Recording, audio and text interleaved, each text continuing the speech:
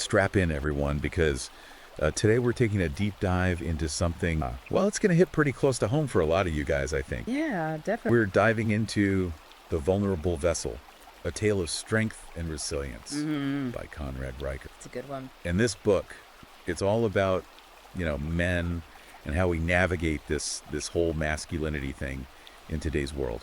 Yeah, and I think right away, Riker makes it clear that, this isn't some self-help book.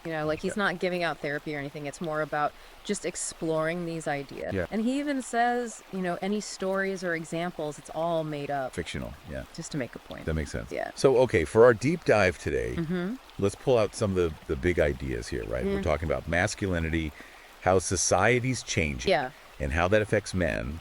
And then, how do we build resilience in the face of all that? And we're taking all this straight from the book. So we're looking at this paradox of vulnerability, like be vulnerable, but don't be too vulnerable. Gender roles are changing. What's that mean for us as father? And there's so much more. It gets really interesting. Yeah. So let's jump in. So right off the bat, Riker kicks off chapter 1 talking about the modern man's dilemma. Okay. And it really sets the tone for the whole book. I like that title. Yeah. The Modern Man's Dilemma. And he points out this pressure that's on men today, right? We got to be strong, decisive providers, but also we got to be sensitive, emotionally available.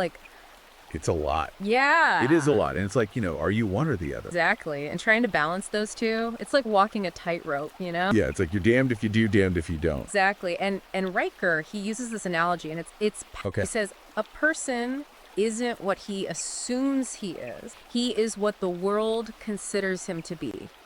It made me stop and think, because it's true, right? Our perception of ourselves is shaped by how other people see us. Sure. What about you? Does that resonate with you at all? Absolutely. I mean, it's like you're trying to figure out who you are, but then you've got all these people with all these expectations, and it's tough to reconcile that with your own, sense of self. Yeah, totally. And that tension between internal and external perception, that's a big theme throughout the book. Okay.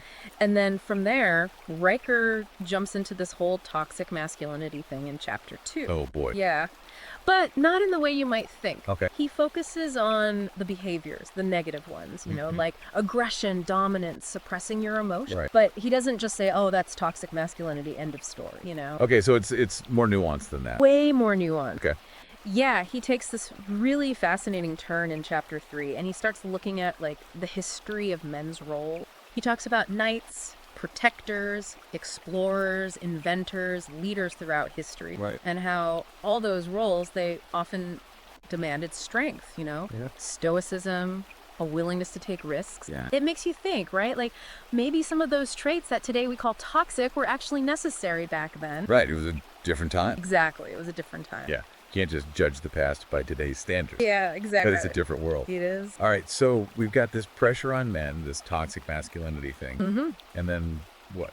What's next? Well, building on that historical perspective, chapter 4 gets into this thing Riker calls the vulnerability. Okay. And he says, we're told to be vulnerable, that it's a strength, but then men get punished for showing it. Yeah, I can see that. Especially at work and relationships where we're supposed to be the strong, dependable ones. Right, and it's like you can't win. Yeah.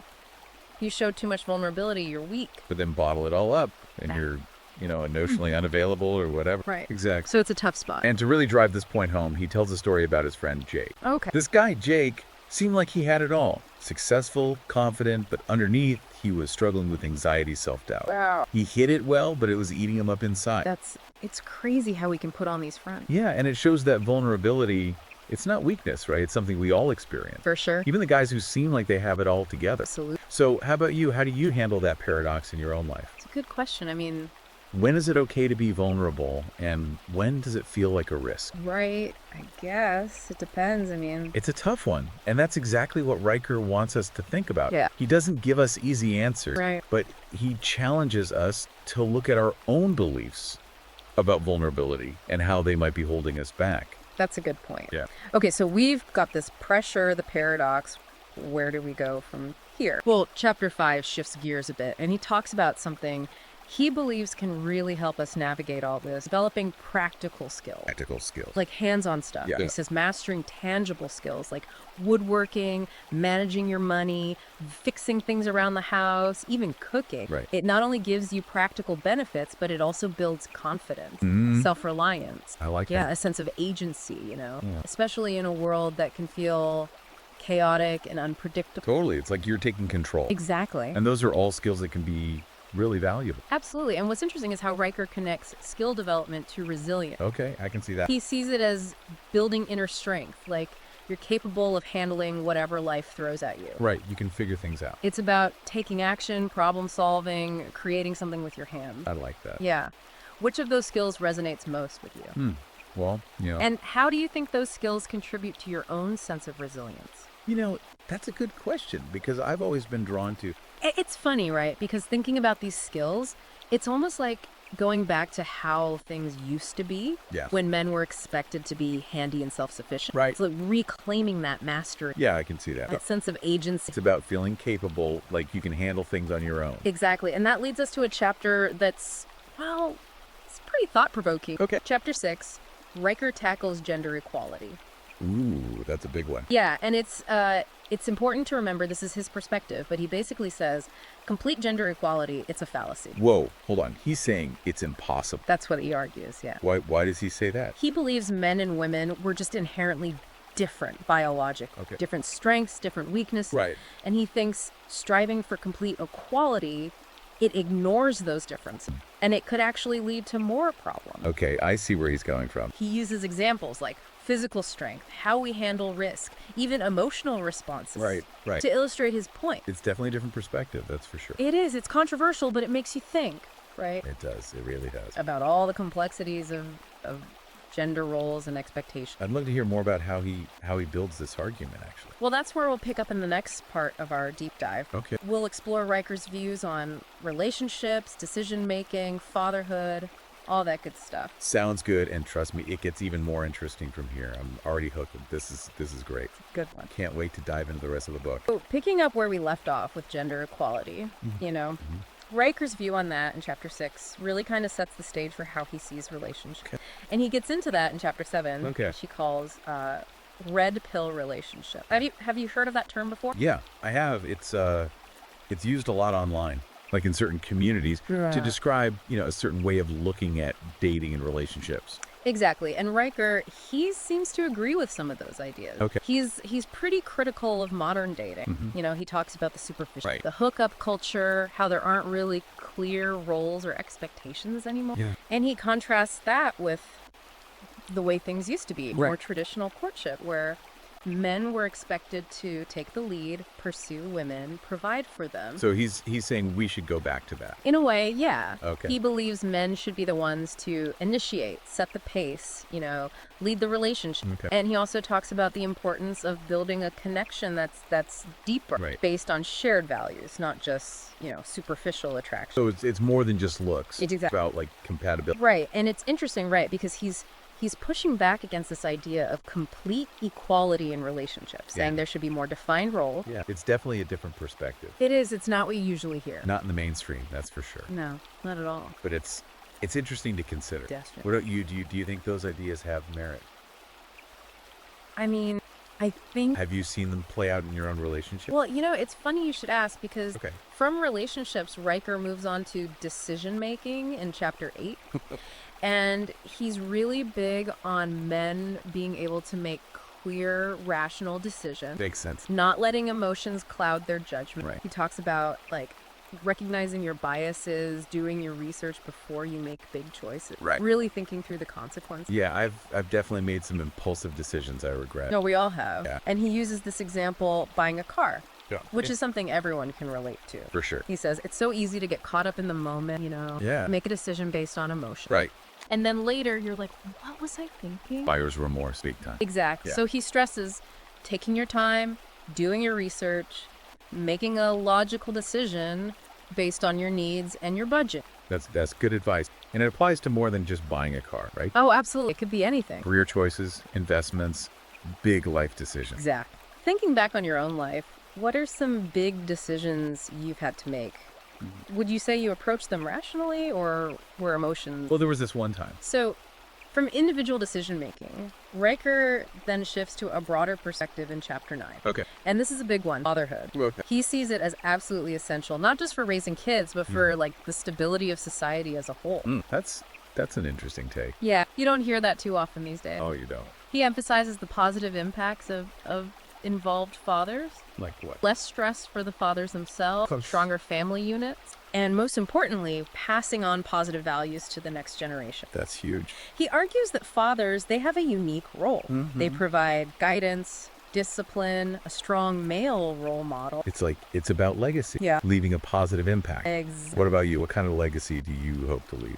It's a good question. I mean, For your family, for society? it makes you think, you know? It does. And it ties into what Riker says about sustainability and financial literacy. Right. He covers that in chapters 10 and 11. Okay. And he's pretty critical of what he calls cheap choices. What does he mean by that? He's talking about the things we buy because they're convenient or trendy, Right. but they end up costing us more in the long run, financially and environmentally. Okay, I see what he's saying. Like fast fashion, for example. Right. Clothes that are cheap but fall apart quickly. Yeah, and end up in the landfill. Exactly. And Riker, he sees that as a lack of foresight, a disconnect from the consequences of our action. It's about thinking long term. Exactly. And he connects that to financial literacy, Okay. saying men need to understand how money works, how to save, invest, build wealth for the future. Right, it's about being responsible. He's a big fan of real estate and the stock market as ways to build a secure future.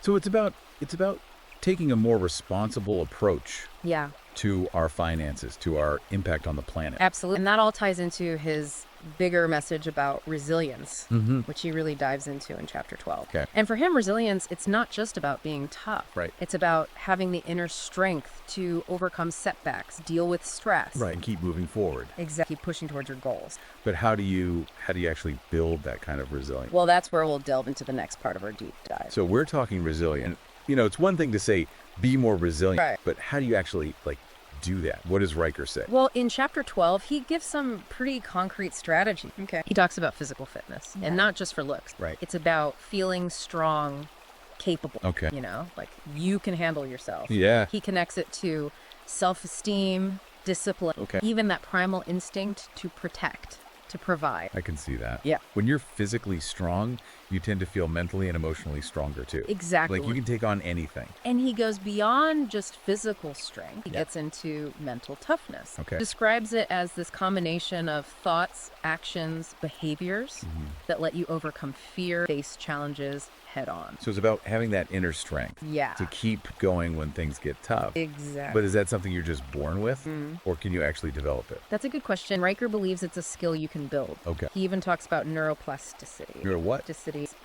It's Ow. basically the brain's ability to change and adapt Okay. based on your experiences, your actions. So the more you face challenges, the stronger you get. Exact. It's like working out your brain. Like going to the gym, but for your mind. Yeah, I exactly. like that analogy. And it's not just about pushing through hardship. It's about developing the right tools Yeah. to deal with those challenges effectively. So like what kind of tools? Well, he emphasizes mindset, Right. choosing to see obstacles as opportunities for growth. Instead of just giving up, Right. It's about reframing your perspective, finding the positive. even when it's hard. Exactly. And he doesn't stop there. Okay. Riker also talks about having a strong support network. People you can rely on. Yeah. Friends, family, mentors, people who can guide you, encourage you, help you when you need it. Makes sense. We're not meant to go through life alone, right? Right. Having people to lean on makes a huge difference. Absolutely. And then he gets into some really interesting stuff. Like what? He talks about medical literacy. Medical literacy. Yeah, like understanding basic medical concepts. Yeah. So you can be more proactive about your health. Instead of just blindly trusting doctors. Exactly. It's about being informed. Taking control. And he even talks about legal literacy too. Legal stuff. Yeah, understanding the basics can save you a lot of trouble down the line. Makes sense. It's a complicated world out there. It is. And it's about protecting yourself, making smart decisions. And he circles back to financial literacy again.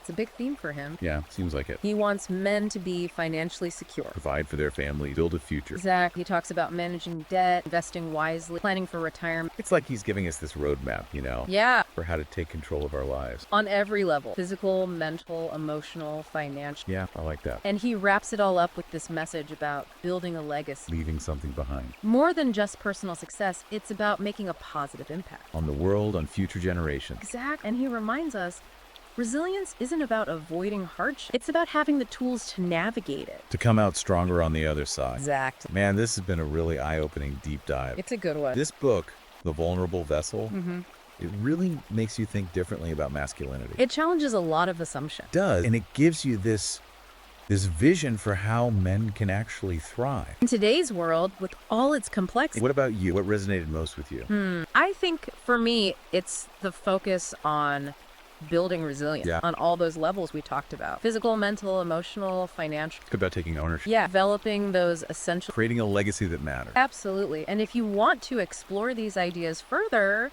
you can find The Vulnerable Vessel on Amazon, Kindle, and Google Play Books. Definitely a thought-provoking read. It'll challenge you, inspire you. For sure. Well, thanks for joining us on this deep dive. Thanks for having me. We'll see you next time for another exploration. Until then, keep learning, keep growing, and keep striving to be the best version of yourself.